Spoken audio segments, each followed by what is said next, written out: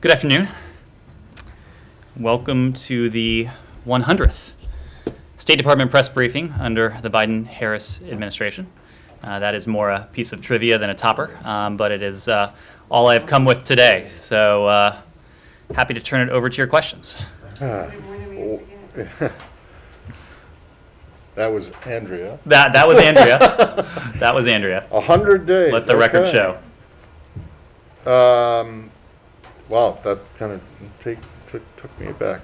I want to get two logistical things that were raised before, but I just wonder if you've managed to get answers to them. One is in terms of Afghan evacuees, all of, not just SIVs, all of the Afghans, not Americans.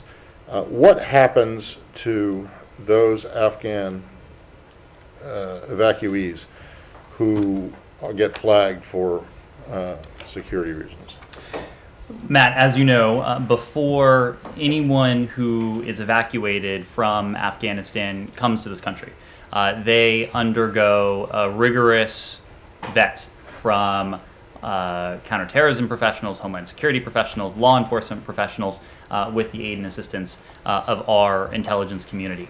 Unless and until they complete that vet, they will not be in a position to come to the United States.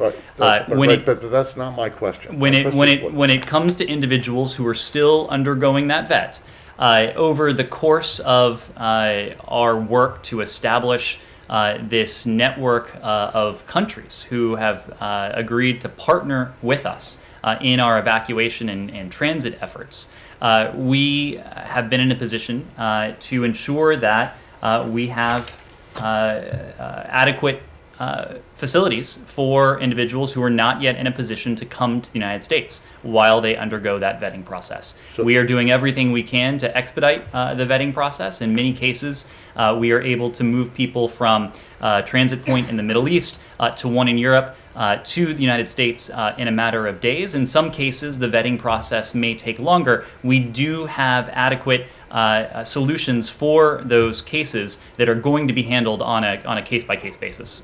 Well, but what happens if you fail and don't get vetted?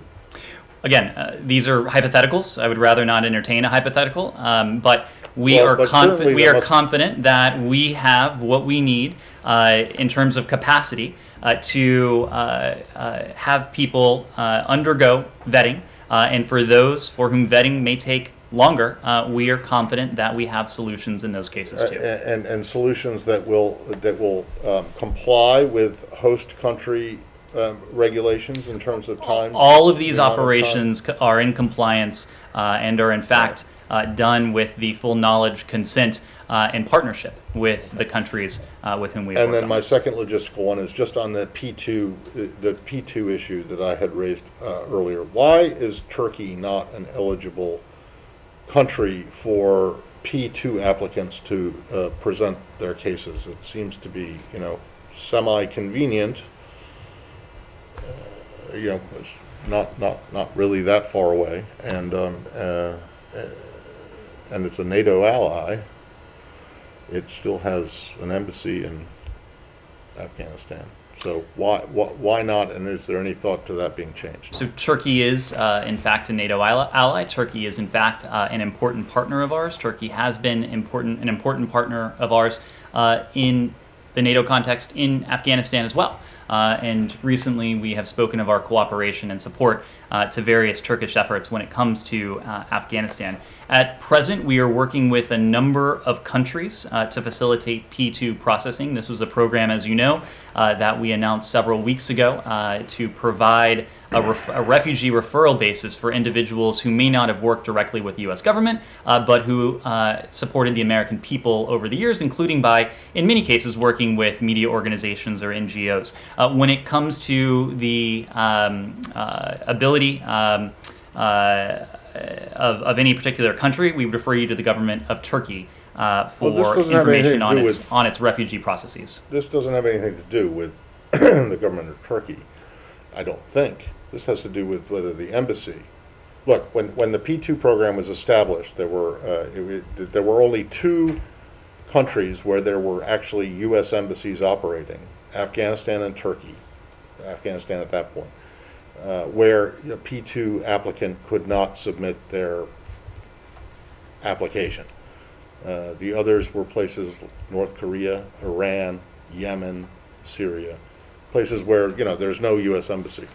So now that the Afghanistan embassy is closed, why is Turkey now the only place where in the world, apparently, where an Afghan evacuee cannot submit a P2 application? Why is that? Is it because of the embassy, or is it because of the Turkish government? Matt, Turkey is playing an important role in a number of arenas when it comes to Afghanistan. We've spoken of the airport.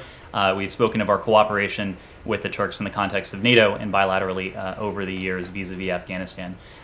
There are a number of places where the United States can support and can process P2 applicants. In the first instance, there were a number of countries in the region that were able to process P2 applicants. Now we are in a different position where some P2 eligible individuals have been evacuated by the U.S. military through the course of our evacuation operations over the past 2+ weeks. And there are a number of countries that don't border Afghanistan where we can process P2 eligible individuals who either were referred for P2 status or individuals who may be eligible for P2 status. We're very fortunate to have many countries partnering with us on that when it comes to the capabilities. When it comes to the role of any particular country, we would need to refer you to that country. Well, but is it a problem with the embassy, or is it the embassy can't handle it, or is it a problem with the country? We feel that we have adequate P2 processing capacity. All right, let me ask you this then, and I'll stop after this. How many countries in the world can you, where there are actual U.S. embassies and consulates, can a P2 applicant not submit their papers? I don't. And can you name the one that it is? I don't have a list in front of me, Matt. But what I will tell you, I think actually that you do. What I will tell you is that there are now a number of additional countries where it is feasible for P2 eligible individuals Turkey one of or them? P2 referred individuals to be processed that were not feasible just a couple of weeks ago. Is Turkey one of them? It is feasible now because of the heroic work of the U.S. military in coordination with the Department of State and coordination with our partners to bring about 125,000 individuals, including many P2 eligible and P2 referred individuals, to safety. Simon. Yeah, I'm wondering if you can give us an update on the situation for aid to Afghanistan. You've sort of talked about the conditions that there are going to be on a future Afghan government getting international recognition. So, there is no government yet, but when there is one, then they have to meet certain criteria for you to recognize them. But in the meantime, there's warnings of humanitarian crisis, and calls to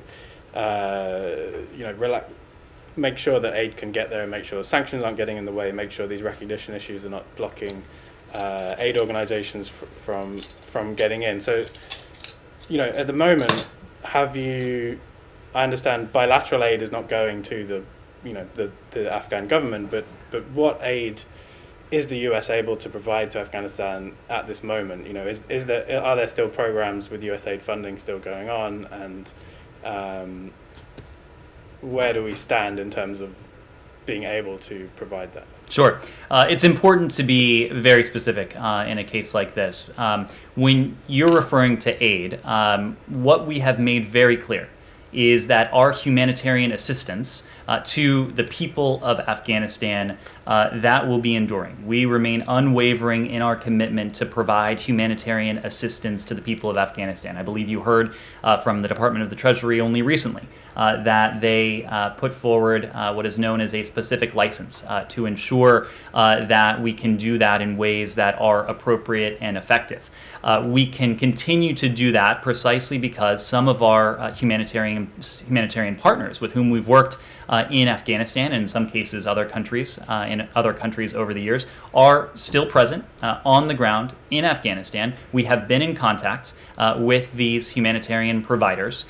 We are comfortable and confident that these providers can continue to fulfill the services that in many cases they've been doing over the course of years or longer. Now, we distinguish humanitarian assistance from bilateral aid. That, of course, or bilateral assistance, that, of course, is a very different question. And right now, what we have said over the course of the past several weeks is there is a review of our assistance to the Afghan government. Now we're in a position where there is not yet a new government formed. So in the first instance, we'll need to see government formation take place. That is a mere technicality. What is not a technicality will be the composition of that government, and I think most importantly, the behavior of that government.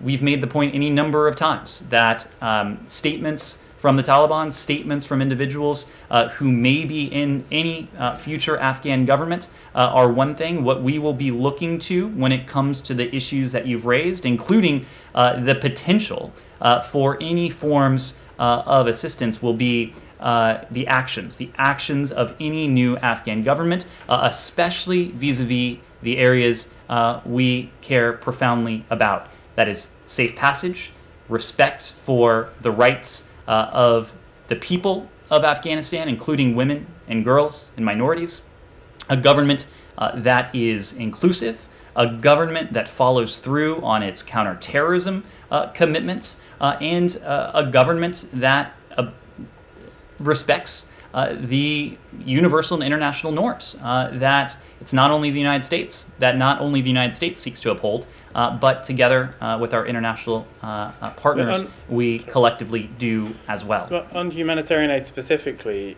what proportion of the humanitarian aid that was being done before can still be done? You said some partners are still able to carry that out, but obviously it's not 100%. Because a lot of these people have left the country. A lot of the people who were providing that aid have left the country for sure. So we are still in the position of assessing what that might look like. I think it's premature for us to put a number on it, but what I can say is that we have been in touch with our operational partners on the ground. We're not going to speak to them, of course, for security reasons, but we are confident that there remain partners on the ground who are in a position to make good use of such aid for the benefit of the Afghan people. Yes. On the government, since it seems that the formation of this government is imminent, can you tell us a little bit what the U.S. would consider an inclusive government? You've been saying that for a while, but what are the criteria you think should be met to the government to be inclusive and to be a first step towards recognition? Well, it is not so much what we think in terms of what the United States thinks. There have been, as you know, any number of statements from broad and vast coalitions of countries. We have done this with our closest allies and partners, whether it's NATO, whether it's the G7, whether it is in the form of multilateral statements, including one on women and girls that was issued a couple weeks ago, a couple on safe passage that have been put together by the United States more recently. But I would actually point you to a statement that may not carry 114 signatures, but a statement that carries at least that carries the imprimatur of the United Nations Security Council. The UNSCR that was put forward just a few days ago had some consensus language in there that I think is reflective of what the international community expects to see from any future Afghan government. It says that it encourages all parties to seek an inclusive, negotiated political settlement with full, equal, and meaningful representation of women that responds to the desire of Afghans to sustain and build on Afghanistan's gains over the last 20 years in adherence to the rule of law, and underlines that all parties must respect their obligations. So that was an emphasis on the sort of inclusivity that the United Nations Security Council, at least, expects to see. There are other paragraphs in this UNSCR that speak to safe passage, which is something that we have underlined ourselves with more than half of the world's countries on a couple of occasions now, and also the counterterrorism commitments, the CT commitments that the Taliban signed its name to early last year under the U.S.-Taliban agreement, and has since reaffirmed that it will pursue. So there are a series of expectations and a series of principles, not so much that are in our own voice or in our voice alone, but that carry the weight of the broad international community in a meaningful way. And just another one on the airport. Would you think that suggestion by Turkey that private companies take care of the security would be a welcome development? And do you urge the Taliban to accept some kind of external actors, private security forces or external forces to take care of the security of the airport? Do you think this is a condition to reopening operations? Well, it seems here that our interests are broadly aligned with the international community. We know for certain that the United States, that those that participated in the ministerial that Secretary Blinken convened earlier this week, and it seems to be the case that the Taliban also want to see a functioning commercial airport in Kabul. We want to see such an airport for a couple reasons. One is the ability to Simon's question before, to provide the sort of humanitarian assistance that we will continue to send to Afghanistan, but also importantly is the fact that a functioning commercial airport will provide our citizens, lawful permanent residents of the United States, SIV visa holders, those other Afghans at risk, a means by which to leave the country should they choose to do so. But before you can have a functioning airport, you have to have a few things. Number one, you have to have an element or an entity that is capable of running the airport. And we know that in recent weeks, and certainly after the U.S. military left, the third country national contractors that previously were running the airport are no longer in a position to do so. We also know that you need an airport that is not in a state of profound disrepair. And so we have supported the efforts of the Qataris and the Turks together with the private sector to assess the state of the airport. As I told you several days ago now, there was an assessment that was done before the U.S.-led evacuation concluded on August 31st. We also know that after the conclusion of that evacuation, there will need to be a reevaluation to see to it that the condition that it was found in at that time, late last week, I believe it was, is consistent with the condition it is in now. And we've seen video footage of Taliban forces on the airport compound, and so presumably those who are on the ground working this want to make sure that the airport is in a similar condition. But you raised another condition; it's that of security, and in order for charters, ultimately in order for commercial airliners and commercial entities, certainly, to fly into an airport like Kabul, they will want a level of assurance that their operations will be safe and secure. And this is something that, from their public statements, it seems the Turks and the Qataris are working on, something they're focused on. It's also something that we have sought to support in every which way, because we know that this issue of security is fundamental to the ability to have a commercial airport that is operational, that is functioning, that is capable of receiving humanitarian provisions, and capable of being a source of departure for and those. Does that require an external actor? Sorry. Again, it is. I wouldn't speak of it in terms of what we are requiring. This is something we have sought to support with our partners, in this case the Qataris, in this case the Turks. Obviously, they are working this very closely with the Taliban as well. Yes, Nick? Just to follow up on Matt's question, you referred to it as a hypothetical, but I would assume the State Department has a policy for what happens with those applicants whose vetting is not successful. What happens to those people? Do they get returned to Afghanistan? What does the United States do with them? We do have a plan, but again, these aren't always plans that we can detail publicly. We also wouldn't want to wade into a hypothetical. In many cases, as I said before, the vetting will be quick and the rigorous checks can be fulfilled in rather short order. Given that we've surged resources to these transit countries to do just that, DHS is working very closely with other interagency partners to expedite these security checks consistent with the rigor with which they need to be and conducted. Then just a quick follow-up Yep. on that, on the SIV program. Obviously, there were the comments from the Secretary of Defense where he essentially acknowledged that the SIV program was not up to the task that we saw it trying to be used for in the last 2 weeks. Is there any effort to overhaul the SIV program to make it faster to process people? Well, it is absolutely true that the SIV program was not intended to be conducted in the course of an evacuation. But that is precisely why, from literally day one of this administration, in January of this year, long before the Taliban were on the outskirts of Kabul, we prioritized this program, a program that had been left in a unfortunately decrepit state by the previous administration. You don't have to take my word for that. You can take the word of the State Department Inspector General.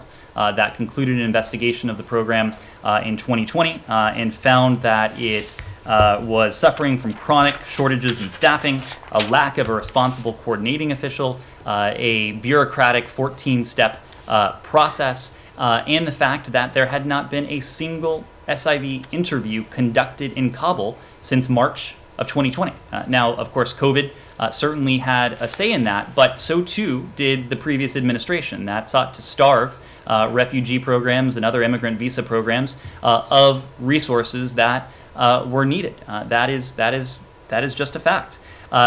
Within 2 weeks of this administration coming into office, interviews had restarted in Kabul. We surged resources. Even as we went into ordered departure within our embassy in Kabul, we actually sent additional consular officers to Kabul to expedite SIV processing. Secretary Blinken sent an additional 50 people here to expedite processing at the chief of mission stage. We moved operations from Kabul that could be done more effectively here without people having to potentially be in harm's way as well. And you can see the efficiencies that we were able to achieve.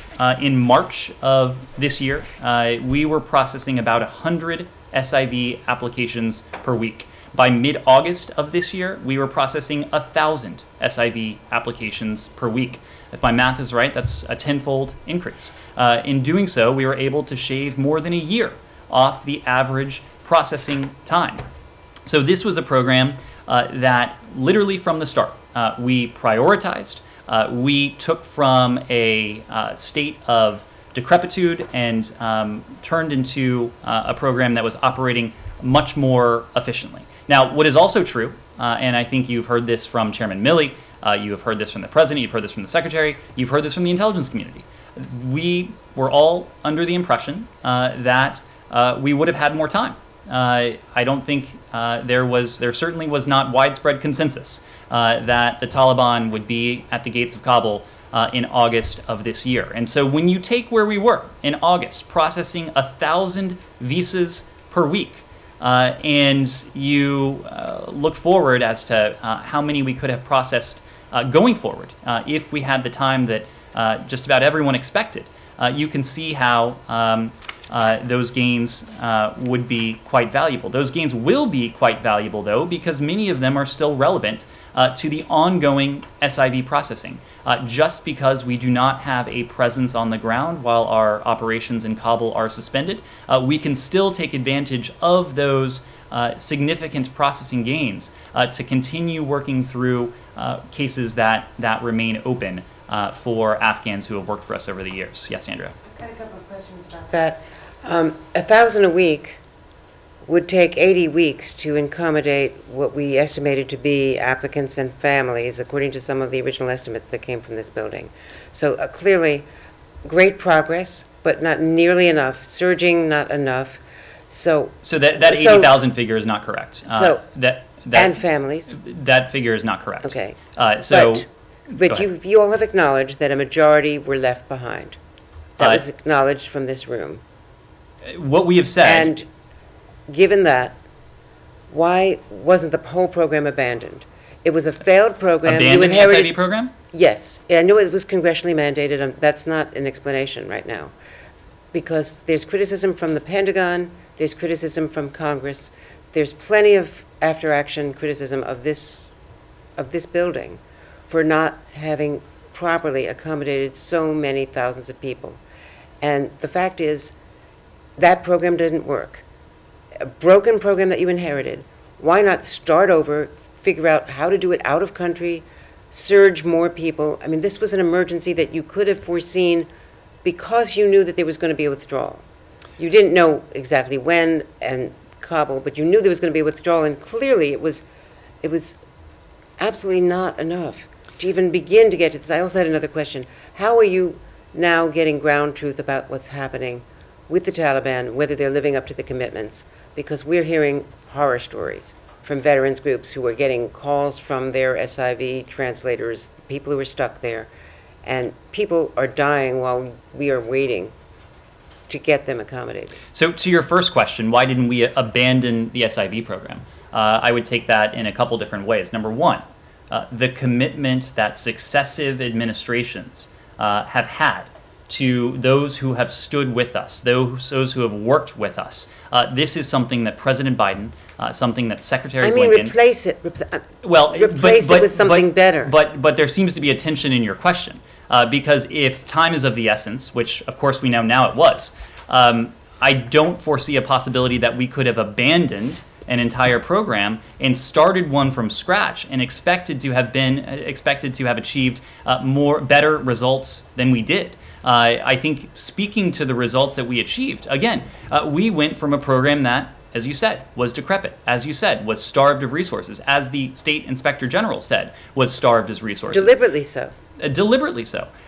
We took that from 100 visas per week to 800 visas per week, now to 1,000 visas per week. Now, we were not content to stop there. Of course, the efficiencies that we had achieved, we hope to have continued to build on. And right now, we will continue to take advantage of those efficiencies to process SIVs who remain in the pipeline. But it is not accurate. There have been lots of numbers thrown around. The 80,000 figure is not an accurate figure. When it comes to the number of SIVs who we were able to evacuate, I know there's been intense focus on this. Again, we are determined to give you numbers that are both timely but also accurate. And so what we can tell you right now, the best data we have is from the processing that DHS is doing of arrivals who are here in this country.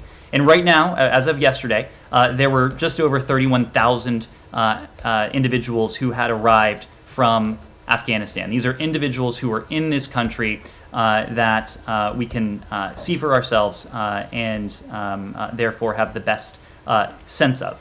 About 14% of those are U.S. citizens. 9% of those are lawful permanent residents. 77% of those are Afghans at risk. And so it's within that broad category of Afghans at risk that SIV holders and SIV applicants would fall into. But I'll make an additional point here. We've said that there were approximately 5,500 American citizens who were evacuated safely on U.S. military flights. Another 500 made their way out of the country via other means. Those numbers are likely to continue to increase. But the number I gave you here was 14% of 31,000, which is 4,446. So that is the vast majority of American citizens. And I make that point because these initial figures probably overcount American citizens because they were our first priority. They are our first priority. They were on some of the first flights out.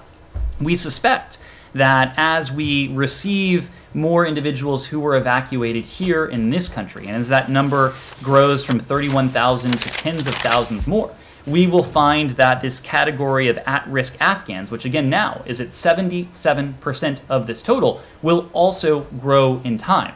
So I don't want to get ahead of where the data is. I think the fact that we will have evacuated tens of thousands of at-risk Afghans, the vast majority of the 124,000 individuals will fall into this category, I think speaks to our ability to keep our commitment to the individuals who have worked with us, who have worked with the United States government over time.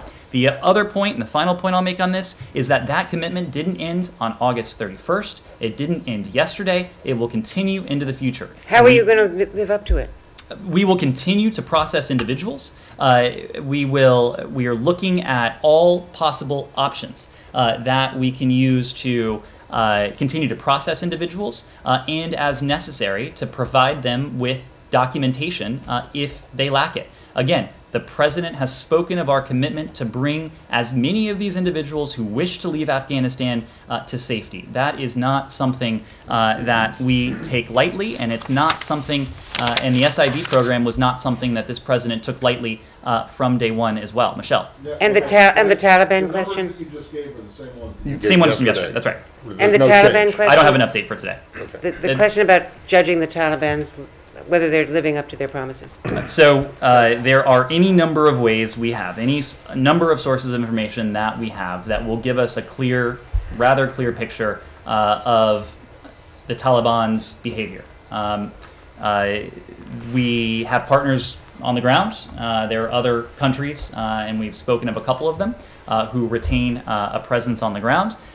We have sources of information that we don't speak about publicly. We have sources of information that are available to all of us, and we can see reports on social media. We are regularly in touch with not only American citizens or lawful permanent residents who may remain in Afghanistan, but also SIV holders, other Afghans at risk. So we will use all sources of information available to us to determine whether and how the Taliban is living up to its commitments going forward. Michelle. Yeah, I wanted to ask about another group of people that were a priority. I think early on in this, it was the U.S.-funded journalists, Radio Free Europe, Radio Liberty, Voice of America. What are you telling them today? What should they be doing? We are everyone to whom we have a commitment, and certainly the men and women of USAGM, Radio Free Europe, Radio Liberty, we have a commitment to them. We did everything we could to prioritize their departure in the first instance on a U.S. military plane when that was no longer possible or looked improbable on charter flights. The fact is that we were working on their safe evacuation just as the attack struck the airport perimeter. The operational environment changed markedly. Unfortunately, it stood in the way of our ability to bring these individuals to safety before August 31st. But I am telling you, we have told them that we have a commitment to these individuals. They have served the American people with their journalism, with their work. We absolutely do have a commitment to them. That is a broad statement of fact. When it comes to guidance that we are providing them, and this applies to any American citizens who may wish to leave, any lawful permanent residents who may wish to leave, any Afghans at risk who may wish to leave, we will provide them tailored guidance, but that is not something we will provide to all of you. And we won't do that for their safety, and we won't do that because it is tailored to them. And we are working on all possible options to effect their safe departure from Afghanistan. Will. Follow up on the numbers. How many of those USAGM employees were there, or contractors rather, and how many family members are there? So I don't have a firm figure with me. It has been reported publicly that there are several hundred involved in that group. Can I go back to Yep. screening for a second? You talk about a plan and hypotheticals. Are you saying that that plan has not been enacted, and that people who have been flagged, who have red flags for things like terrorism, have not been sent to places yet? What I'm saying is that in most cases, the vetting process is efficient because, again, we've surged resources, and in many cases, we've been able to move people from the Middle East to Europe and, as appropriate, to the United States in the course of in the course of days. In cases where that vetting may take longer, we do have options available to us to ensure that only those individuals who have cleared this rigorous security vetting are able to enter the United States. But I'm just not in a position to detail. Can I, Yep. sorry, just on children, to what extent have you found that children have been separated from their parents or coming or traveling by themselves? Can you put any sort of figure on it, both outside the United States and those who arrive here? Sure. What I can say is that there are very few Afghan children currently arriving to the United States who are not accompanied by an adult known to them. As soon as a minor child is identified as being without any trusted adult, we immediately begin working to reunite these identified minors with their families and with their loved ones. Overseas, unaccompanied minors are referred to international organizations to assess their best interest and to promote family reunification when that's possible. Once they arrive to the continental United States, normal protocols for unaccompanied children apply. And in those cases, CBP or another federal agency refers them to the Office of Refugee Resettlement at HHS, and HHS then works to find extended family or other appropriate sponsors to care for the child using established sponsor assessment procedures. Unaccompanied minors not immediately unified with an appropriate caregiver are placed in culturally and age-appropriate facilities. ORR, the Office of Refugee Resettlement, has identified sites that have Dari and Pashto speakers and that are culturally appropriate, in addition to the standing resources we have for all unaccompanied minors. Sorry, can I just ask, I just want to know what the definition of, what is an adult who is not known to them? Does that have to be a blood relative? I don't want to be categorical There are about a it. lot of, there are a lot of adults that a child might know who are not savory, for example, characters. So what exactly does that mean? I think, Matt, it refers to an adult that is supposed to be the custodian of a child, that is supposed to be traveling with the child. Obviously, it's difficult for me to be categorical about this. Well, I because know, but when they show up, does it have to be an aunt, an uncle, a mother, obviously they're- a mother, father, a brother, a cousin? The fact is that there Or may can it be some random person who the kid said, like a teacher? Is that possible? I mean, that is not our expectation that will be the norm. I think what we whose have. definition is it? Is it yours or is it DHS or HHS? Well, what we have said is that we No, refer I mean, we refer them to international organizations, organizations like UNICEF, that work with us to assess the child's condition, who that child may be traveling with, to ensure that child is safely cared for. Okay, so it's up to whatever organization you designate to determine who an adult that is not known to them or is known to them is, who is an appropriate accompanying person? Matt, this is something that is adjudicated on a case-by-case basis. Fair enough, Yep. but I just want to know who is making that decision.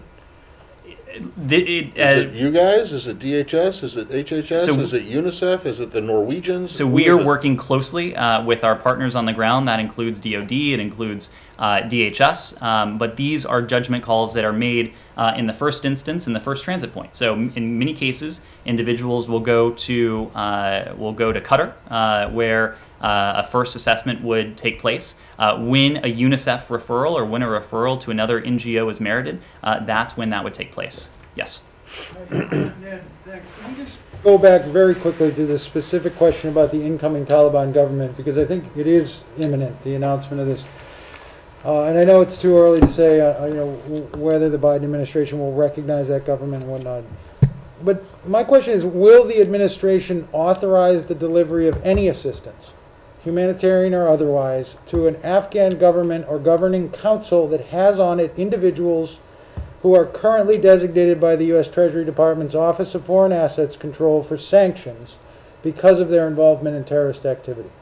So there's a very important point here, that around the world, We have mechanisms in place to deliver humanitarian assistance through providers on the ground in a way that bypasses any government or de facto government entity. So we are confident, again, going through these providers on the ground, that we can continue to provide humanitarian assistance to the Afghan people in a way that, if inappropriate, would not benefit any future Afghan government. I understand the nuance, but the reason you cannot name any of those organizations that are on the ground is because you're afraid that naming them publicly could make them a target for that Taliban government? Is that... It is not in our interest, and it is not in their interest for us to name them. Okay, thanks. I have one question on Afghanistan, one on China. Secretary Blinken has talked to his Chinese counterpart twice within 2 weeks. Does the State Department feel there is an urgency to seek China's cooperation on Afghanistan?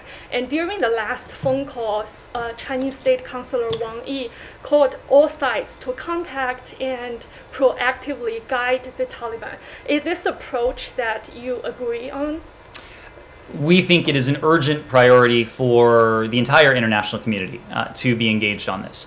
This is why we have galvanized not only the region, but the broader community from the earliest moments of this administration, and certainly during the earliest moments of this current phase, to see to it, to the best of our ability, that the international community was speaking with one voice, that was acting in unison. We've also made the point that it is important for Afghanistan's neighbors. It is especially important for Afghanistan's neighbors to play a constructive to be constructive forces. We have made that clear before the events of August 14th and what has occurred since, and that remains the case now. So the PRC is an important regional stakeholder. There are certainly areas where our interests are aligned with the PRC when it comes to Afghanistan. The fact that an UNSCR and a statement was able to emanate from the UN Security Council suggests that there is at least some degree of alignment when it comes to the United States and the PRC on these issues. So it is true that we have engaged our Chinese counterparts, State Councilor Wang, Director Yang, Deputy Secretary Sherman engaged in discussions of Afghanistan when she was in Tianjin last month, I believe it was. So we have done this on a number of occasions, knowing the importance of this issue and knowing that there are some areas where our interests are aligned. So Climate Envoy John Kerry is currently in China, actually in Tianjin. Could you please update us on how is that meeting going? And China is concerned that the climate cooperation is at risk over the political tension. Do you share the concern? Well, I believe the special envoy is now in Seoul. I believe he's concluded his meetings in Tianjin. What we know is that we are committed to working with the international community and with the PRC on climate as an urgent issue. And we certainly hope that Beijing will engage with us on the same basis on this issue. And we say this because we know we don't have a choice. There has to be some degree of cooperation on this existential threat. We are the world's two largest polluters. If we are not able to find a way to cooperate, to work together, to achieve greater climate ambitions, it's not only to our mutual detriment, it is to the broader detriment of the international community. Without significant additional action by the PRC, whose emissions represent almost 30% of that global number, we will be in a much more difficult spot. That is precisely why earlier this year at the climate summit that President Biden convened, he announced an ambitious climate target for the United States as well. The world needs us to cooperate together on issues like climate. We think there is certainly space for cooperation. We've been able to do it before, and we hope the PRC is able and willing to continue that cooperation. And just lastly, the White House has indicated that this administration actually is looking forward to engage China at the highest level. like the upcoming G20. Is this still the diplomatic effort that you are pursuing? We have said that we will engage the PRC when it is in our interest to do so. Climate is manifestly one of those areas where it is in our interest to do so. But it is a relationship that you've heard us say before is multifaceted.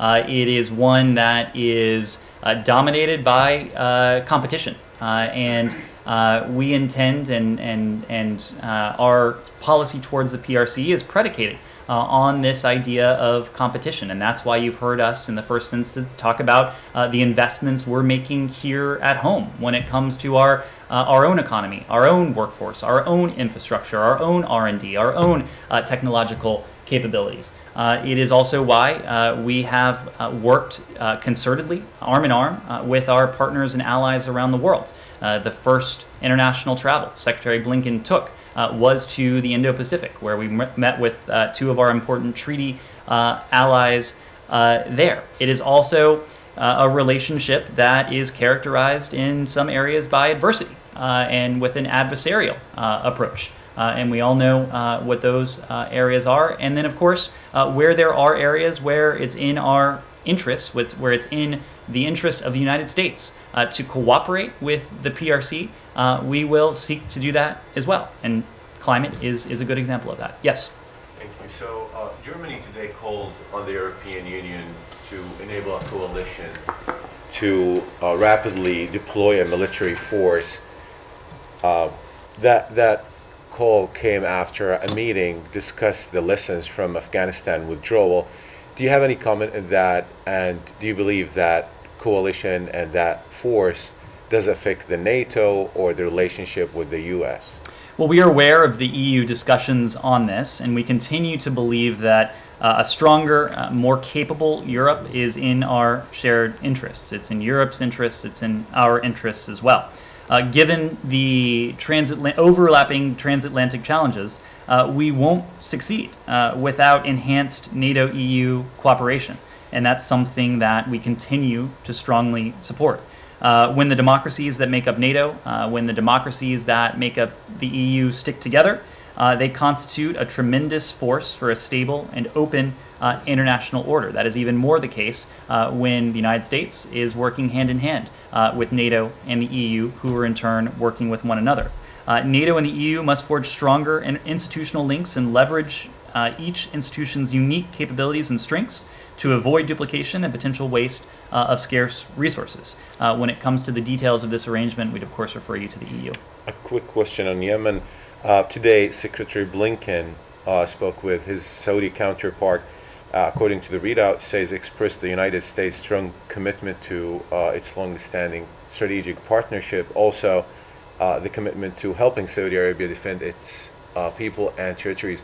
Does that mean any change in the kind of support that the Saudis get from the U.S., or is it the same? And if it's the same, how do you support them? Well, as you know, the Saudis recently endured another attack from Houthi militants in Yemen. This one was on August 30th when the Houthis struck against a civilian airport in Abha, wounding 8 civilians and damaging a commercial airliner. The fact is that our partner, the Kingdom of Saudi Arabia, does face a threat from Yemen. We are standing with our partner. We obviously have robust security and counterterrorism cooperation. And if there are any changes we have to announce, we will. Connor. Some reporting out there the administration reviewed planned efforts to evacuate Afghans by individuals or veterans groups or advocacy organizations as sort of an impediment that at times it may have caused problems at Kabul airport. Can you speak to that? Is that the case? Well, I think you have to speak about this looking back and looking forward. There's been a lot of misreporting out there on the issue of charters.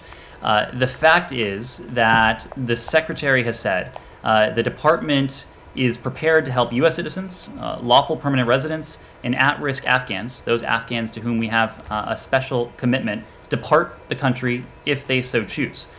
we have said that we are looking at all possible options to assist these priority groups to depart the country, again, if they so choose to do that.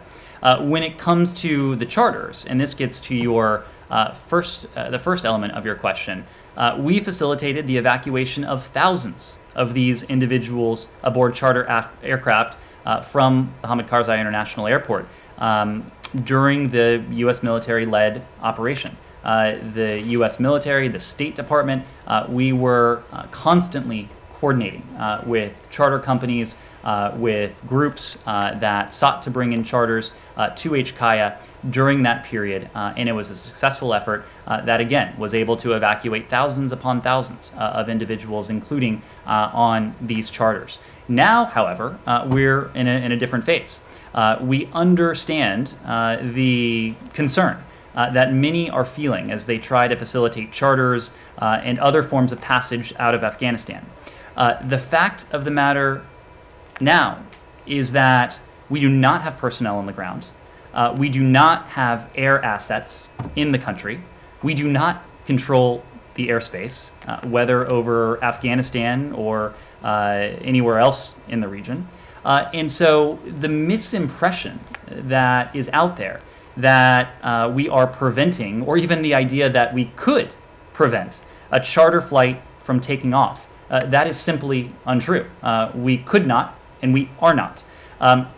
What we are doing is we are expediting and providing all support and documentation within the department's authority to facilitate landings in third countries. But again, this is not something we control. This is not in our hands. And so given these constraints, I also want to mention the fact that there are added complexities because we don't have a reliable means to confirm the basic details of charter flights, including who may be organizing them, the number of American citizens or other priority individuals on board, the accuracy of the rest of the manifest, where they plan to land. There are a whole host of issues that, again, are just outside of our control.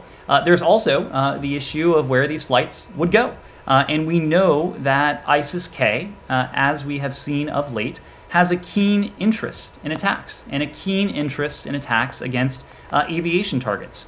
And so if these charters are seeking to go to a U.S. military installation, for example, we have to weigh not only the threat to those who may be on board, especially if they're American citizens, LPRs, other Afghans to whom we have a special commitment, but also to the safety and security of State Department personnel, U.S. military personnel, Department of Homeland Security personnel, other U.S. personnel on U.S. military installations. These are among the risks that the Department of Defense, the Department of State, and the host government, which of course has an important say in all this, must consider.